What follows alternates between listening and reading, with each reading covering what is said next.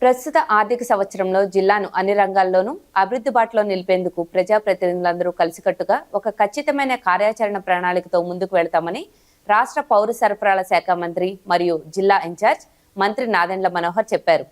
స్థానిక కలెక్టరేట్లో మంగళవారం జిల్లాలోని ఎమ్మెల్యేలు, జిల్లా కలెక్టర్ అధికారులతో జిల్లా అభివృద్ధికి తీసుకోవాల్సిన అంశాలపై సమీక్షించిన అనంతరం పాత్రికేయుల సమావేశంలో మంత్రి నాదెండ్ల మాట్లాడుతూ జిల్లా పరిస్థితులకు అనుకూలమైన ఉద్యానవన పంటలపై ప్రత్యేక దృష్టి కేంద్రీకరించి వాటి అభివృద్ధి ద్వారా రాష్ట్రంలో జిల్లాను అభివృద్ధిలో 5 నుంచి 3వ స్థానంలో ఉంచుతామని, త్వరలో ఉప ముఖ్యమంత్రి వర్యులు జిల్లా అభివృద్ధిపై సమీక్షించనున్న దృష్ట్యా ప్రభుత్వ పథకాల అమలుపై ప్రజల సంతృప్తి స్థాయిని మరింత పెంచేందుకు, ప్రజలకు మరింత మెరుగైన సౌకర్యాలు అందించేందుకు తీసుకోవాల్సిన చర్యలపై అధికారులతో చర్చించడం జరిగిందన్నారు.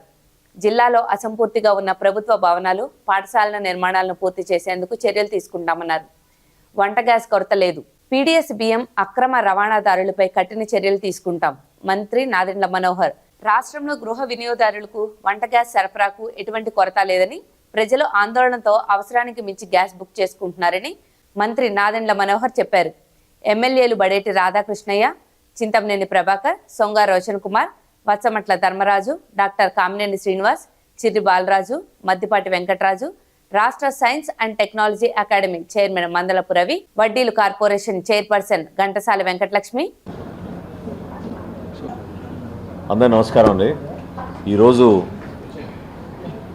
ఏలూరు జిల్లా అభివృద్ధి కార్యక్రమాలపైన, అదేవిధంగా గౌరవ శాసనసభ్యుల అభిప్రాయాలు, ప్రత్యేకంగా నియోజకవర్గ స్థాయిలో ఉన్న కొన్ని కార్యక్రమాలు ప్రభుత్వానికి ఏ విధంగా రిఫ్లెక్ట్ అవుతున్నాయి, ఏ విధంగా మనం కాన్సన్ట్రేట్ చేస్తే ఫోకస్డ్ విధానంలో ఆ మార్పు తీసుకురాగలుగుతాం, దానిపైన రాష్ట్ర స్థాయిలో గౌరవ ముఖ్యమంత్రి గారు చంద్రబాబు నాయుడు గారు ప్రతి వారం అనుక్షణం వివిధ శాఖల పనితీరు, వివిధ సంక్షేమ కార్యక్రమాలు ప్రజలకు ఏ విధంగా చేరుతున్నాయో దానిపైన జరిపిస్తున్న ఐవీఆర్ఎస్ సర్వే రిజల్ట్స్, నియోజకవర్గ స్థాయిలోనే కాకుండా జిల్లా స్థాయిలో మనం ఎక్కడున్నాం, అభివృద్ధి బాటలో ముందుకెళ్లాలన్నప్పుడు ఎటువంటి కార్యక్రమాలు మనం చేపడితే బాగుంటుందని దానిపైన అందరం కూలంకుషంగా కూర్చుని దాదాపు 3 గంటల సేపు గౌరవ శాసనసభ్యులు అందరూ కూడా వాళ్ళ అభిప్రాయాలు వెల్లబుచ్చారు.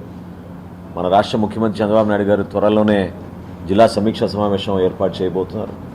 అందులో స్థానిక ప్రజాప్రతినిధులుగా ప్రజలు కోరుకునే విధంగా ఎటువంటి కార్యక్రమాలు చేస్తే బాగుంటుందని గౌరవ శాసనసభ్యులందరూ కూడా వారి అభిప్రాయాలు వాళ్ళు వ్యక్తపరిచారు.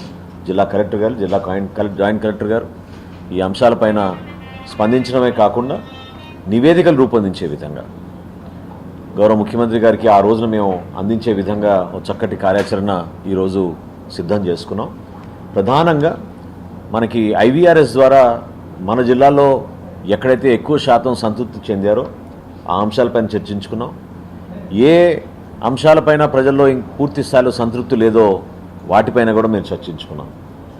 ఈ కొన్ని అంశాలు ప్రత్యేకంగా ఆర్థిక అంశాలు, కొన్నేమో నాన్ ఫైనాన్షియల్ అంశాలు, వాటిపైన కూడా కొంచెం లోతుగా అవగాహన తెచ్చుకుని ఈ వేసవి కాలంలో మేము చేపట్టాల్సిన పనులు, అది మంచినీటి కార్యక్రమం కానివ్వండి, లేదా జల్ జీవన్ మిషన్ ద్వారా తీసుకురావాల్సిన నిధులు కానివ్వండి, పంచాయతీరాజ్ విభాగంలో అంతర్గత రోడ్ల నిర్మాణం కానివ్వండి, ఆర్ఎన్బి రోడ్ల నిర్మాణం కానివ్వండి, ప్రజలకి సౌకర్యం పెంచే విధంగా ఆర్టీసీ సర్వీసెస్, అదేవిధంగా బస్ స్టాండ్స్, వీటితో పాటు ఎక్కువగా ప్రజలు క్షేత్రస్థాయిలో కొంతమంది బాగా ఇబ్బంది పడేది పెన్షన్ల విషయంలో, అది కూడా నమోదు చేసుకుని పూర్తి స్థాయి వివరాలు తెచ్చుకొని ఎంతమంది లబ్ధిదారులు కోరుకుంటున్నారు, పెండింగ్ ఎన్ని ఉన్నాయి, ఏ విధంగా మనం ముఖ్యమంత్రి గారికి నివేదిక అందించేదాన్ని దానిపైన మేము చెక్ చేసుకున్నాం. అన్నా క్యాంటీన్ల నిర్వహణ పైన సమీక్షించుకున్నాం.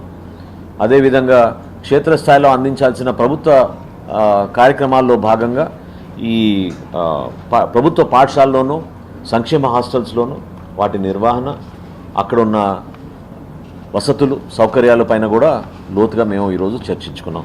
పాపికొండల ప్రాంతంలో మనకి పోలవరం నిర్మాణం జరుగుతున్న తరుణంలో అక్కడ రోడ్ కనెక్టివిటీ ఇంప్రూవ్ చేసి పాపికొండల నుంచి కూడా మనం టూరిజం సెక్టర్ని ఇంప్రూవ్ చేసే విధంగా ముందుకెళ్దామని ప్రత్యేకంగా కోరుకున్నాం. శ్రీ లక్ష్మీ నరసింహస్వామి వారి ఆలయం దగ్గర గెస్ట్ హౌసెస్ నిర్మాణం, అక్కడికి 2 లేన్ల రహదారిని 4 లేన్ల రహదారిగా మార్చడం, ఇటువంటి అంశాలన్నీ కూడా చాలా చక్కటి సూచనలు ఇచ్చారు.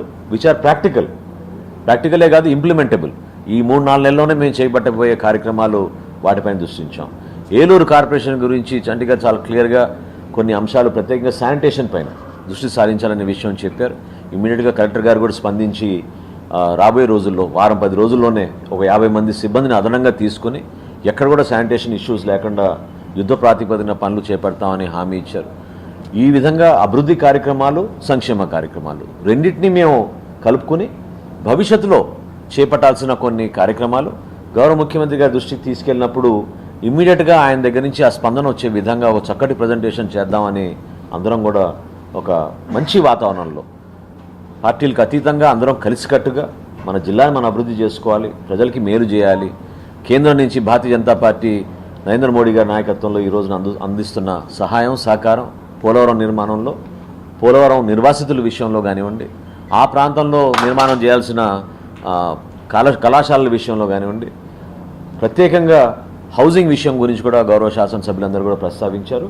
అది కూడా ఇమీడియట్గా ల్యాండ్ ఇవ్వని వాళ్ళకి భూములు ఇచ్చే విధంగా స్థలాలు కేటాయించే విధంగా కన్స్ట్రక్షన్లో ఉన్న నిర్మాణాలు ప్రభుత్వ పాఠశాలలు ప్రత్యేకంగా వాటిపైన దృష్టి పెట్టి వాటిని కూడా పూర్తి చేయాలనే ఆలోచన మన ధర్మరాజు గారు కూడా ప్రతిపాదించారు. ఖచ్చితంగా అది ఒక చక్కటి సలహా.